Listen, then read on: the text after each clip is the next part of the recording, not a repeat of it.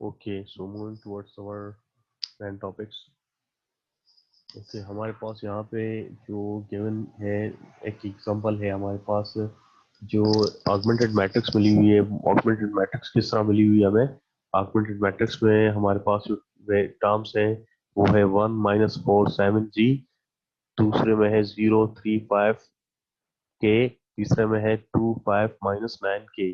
अब सबसे पहले हमने क्या किया है, इसको इक्वेशन फॉर्म में लिखा है। तो पहले जो फर्स्ट रो है इसकी इक्वेशन किस तरह बनेगी? x1 - 4x2 + 7x3 = g। दूसरा टर्म है उसकी इक्वेशन किस तरह बनेगी?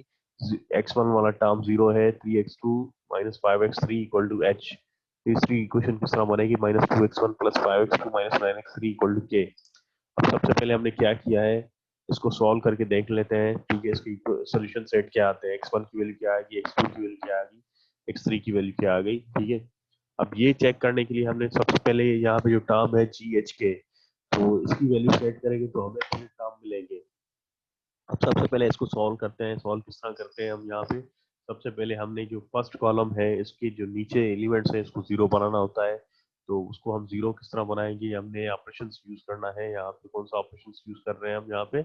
यहाँ पे हमने जो थर्ड रो है इसको इसको ऐड कर रहे हैं किसमें? सेकंड रो को 2 से मल्टीप्लाई करने के बाद इसमें ऐड करेंगे। अब देखिए ऑपरेशन है थर्ड रो, इसमें 2 टाइम्स मल्टीप्लाई कर रहे हैं फर्स्ट रो को। तो हमारे पास क्या बना है?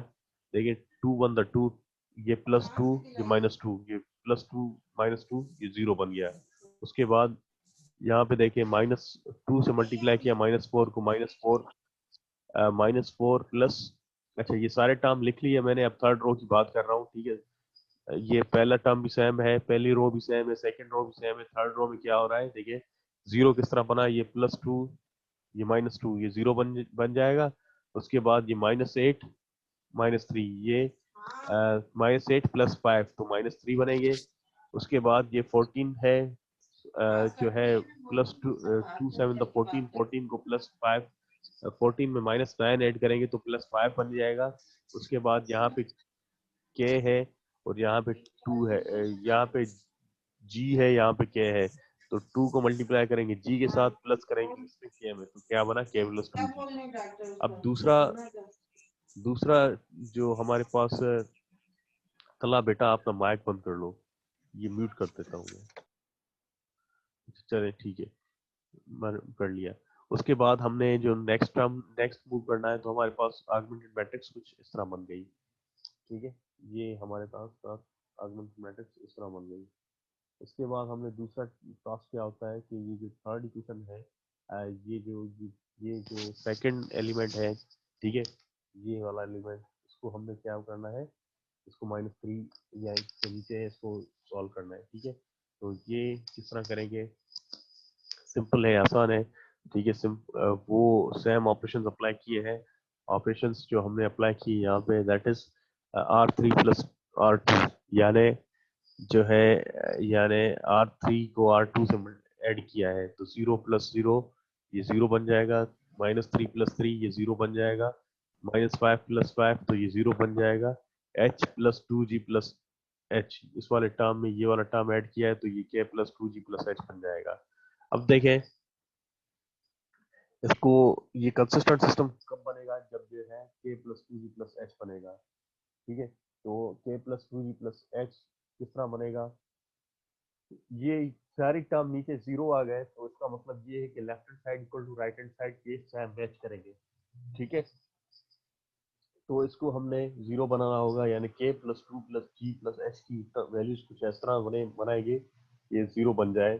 अगर जीरो नहीं आया तो इसका मतलब क्या हुआ कि ये इनकंसिस्टेंट सिस्टम है। तो सबसे पहले हमने क्या फोकस करना है? k, g और h की वैल्यू वो वाली रखनी है जिससे हमारे पास सिस्टम, यानी नीचे वाली रो में जीरो बन जाए। ठीक है, इक्वल टू जीरो, तो ये वाली चीज देख रहे हैं, k + 2 + g + h, it should be zero, तो सिस्टम कंसिस्टेंट बनेगा, otherwise it should be inconsistent. ठीक है,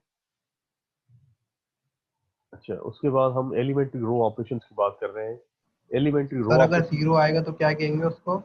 बेटा यहाँ पे जीरो लाना है, k + 2 g + h, यहाँ इस वाली साइड पे हमने जीरो लाना है, left hand side equal to right hand side बनाना है। ठीक है, ये आर्गुमेंटेड मैट्रिक्स है ना, तो ये जीरो बनाना है, यानी के, जी और एच की वैल्यू इस तरह सेट करनी है ये जीरो बन जाए। ठीक है, इसको मजीद आहिस्ता आहिस्ता आगे जब कॉन्सेप्ट आपका क्लियर होता जाएगा किस तरह बनेगा। ठीक है, अब देखें, सबसे पहले हम ये जो ऑपरेशन यूज कर रहे हैं ना, या साइड में हमने की अभी,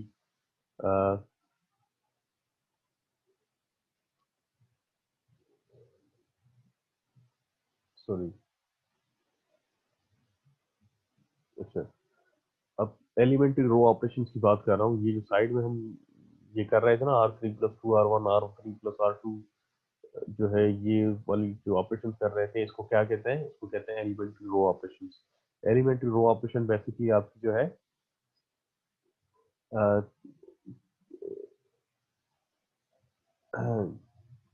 एलिमेंट्री रो ऑपरेशन बेसिकली क्यों यूज करते हैं कि जो हमारे पास तीन तरह की एलिमेंट्री रो ऑपरेशन होती है। ठीक है, वो इक्वेशन जो सपोर्ट होती है, सपोर्ट विथ, सॉरी 2 मिनट, जी मैं थोड़ा टर्म जो है वेरीफाई कर लूँ अपने बुक से।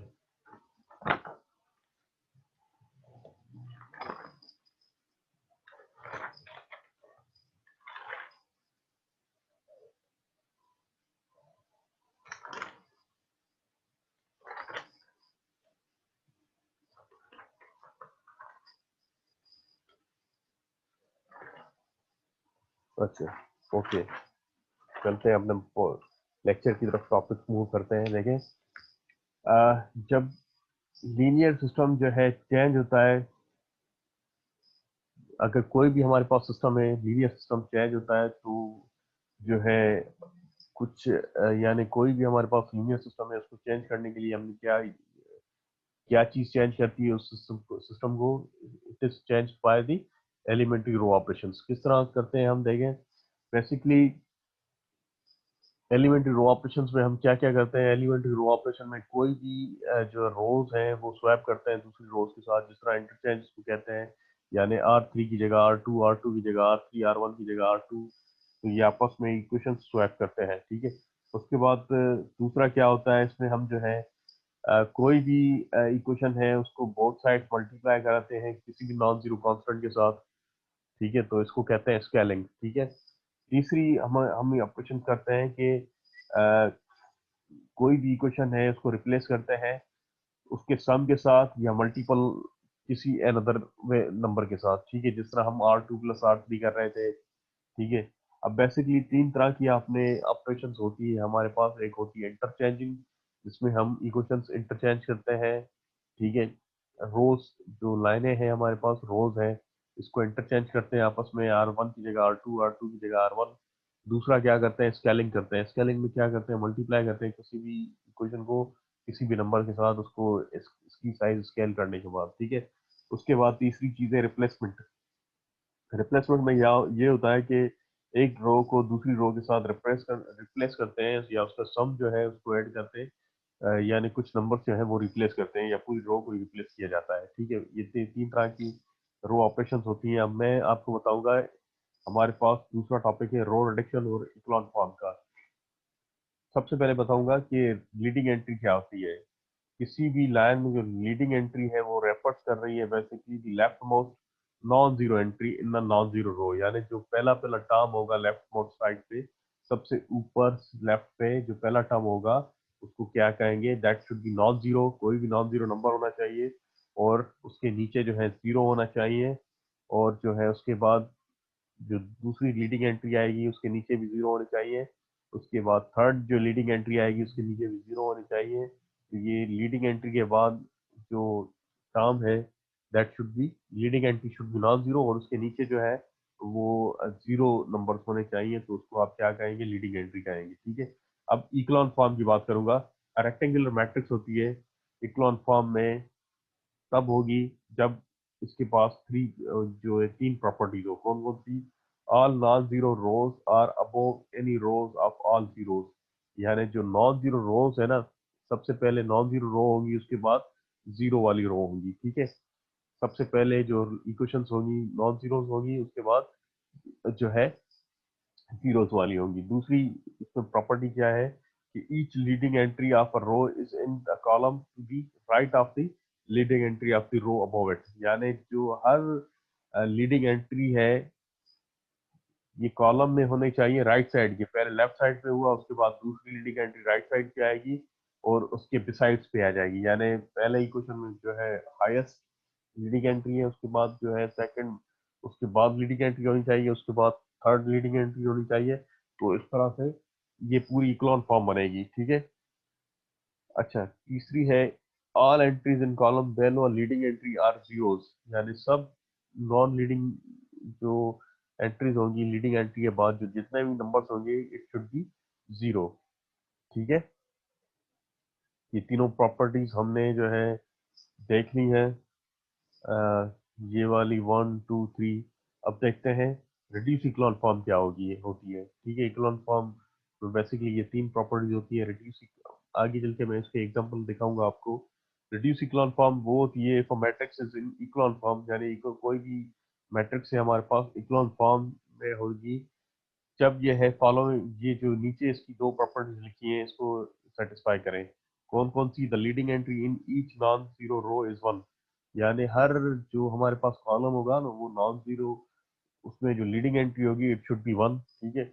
और जो है the leading one is the only non zero entry in its column, यानी सिर्फ एक ही कॉलम होगा उसमें एक ही एंट्री होगी दैट इज वन, और that should be leading entry, ठीक है। अब इसकी एग्जांपल मैं आपको आगे चल के दिखा देता हूँ। अच्छा ये देखें ये क्या है, वन, ऊपर वाली इक्वेशन को देखें, 1 0 0 6 -1 0 0 -3 2 9, ठीक है। अब देखें ये वन क्या है, ये वन है लीडिंग एंट्री, उसके बाद इसकी इसके नीचे सारे जीरोज हैं, उसके बाद हमारे पास दूसरी लीडिंग एंट्री क्या है, -1 है, इसके नीचे भी जीरो है। उसके बाद तीसरी लीडिंग एंट्री क्या है, 3, इसके नीचे कोई भी नहीं है, एलिमेंट्स नहीं है, तो ये तीसरी लीडिंग एंट्री होगी। तो ये क्या बना पूरी, इस पूरे रेक्टेंगल को आप क्या नाम देंगे, इसको आप नाम दे दें इक्लॉन फॉर्म का, ठीक है। उसके बाद एक दूसरा एग्जांपल दिखा देता हूँ आपको। ये देखें, पहली लीडिंग एंट्री इसके नीचे सारे जीरो, उसके बाद दूसरी लीडिंग एंट्री इसके नीचे भी जीरो, तीसरी लीडिंग एंट्री वन बनी गई, उसका जो है ये वाले आपके इक्वल साइंस के इक्वलिटी है, ठीक है। अब ये वाली चीज क्या चीज है, इसको हम मजीद रिड्यूस इक्वल फॉर्म बनाने के लिए क्या कर रहे हैं, ये ऊपर वाला -2 इसको जो है जीरो बनाएंगे, और ये वन को भी जीरो बनाएंगे, और -4 को भी जीरो बनाएंगे। इसके लिए हमने कौन कौन से ऑपरेशन यूज किए हैं, R2 + 4R2, ताकि ये वाला 4 जो है R2 में रखेंगे, R3 से मल्टीप्लाई करके 4 को, फिर इसको ऐड कराएंगे तो ये जीरो बन जाएगा। उसके बाद R1 plus R R three R one plus R one minus R3, ये जो वन है इसमें से ये वाला माइनस कराएंगे ताकि इसको भी जीरो बनाना है।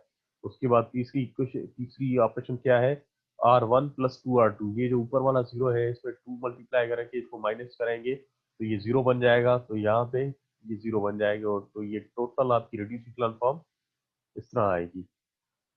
ये आपकी रेड्यूस इक्वल फॉर्म बन गई, इसको आप रेड्यूस इक्वल फॉर्म का नाम दे दें, ठीक है। और ये आपकी इक्वल फॉर्म बन गई, ठीक है। तो इसमें क्या है, 1 1 1, ये देखिए ऊपर भी जीरो नीचे भी जीरो, ठीक है, बीच में लीडिंग एंट्री है। अच्छा, उम्मीद है कि इक्वल फॉर्म और रेड्यूस इक्वल फॉर्म का कॉन्सेप्ट क्लियर हो चुका होगा। ये कुछ डिस्क्रिप्शन है, ये जो है जो हाईलाइटेड बॉक्स है ये लीडिंग एंट्रीज है, ठीक है। उसके बाद जो है ये आपकी क्या बन गए,